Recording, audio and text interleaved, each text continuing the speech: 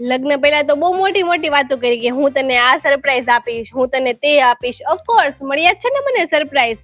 Sunday ના દિવસે 10-10 વાગ્યા લગી સુવાનું, વોશરૂમમાં 2 કલાક બેસવાનું. હા, હું તો ખુશ જ છું ને, મળ્યા જ છે ને મને સરપ્રાઈઝ.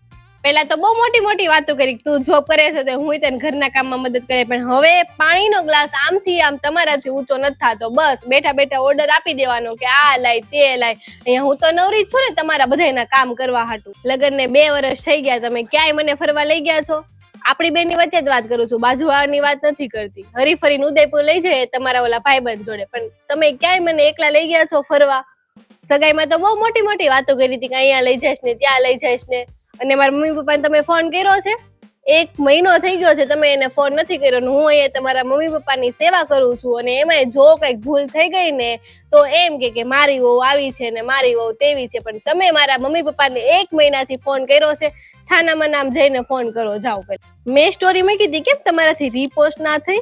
હે, શરમ આવે છે? કેમ શરમ આવે છે? લગ્ન પહેલા બહુ મોટી મોટી વાતો કરતા હતા, સાવજના ઠેકાણા ના હોય, સિંહ કોઈનાથી ના ડરે. હવે કેમ ગયો તમારો સિંહ? કેમ ગયા તમારા ઠેકાણા? એક સ્ટોરી તમારાથી મેન્શન નથી થતી.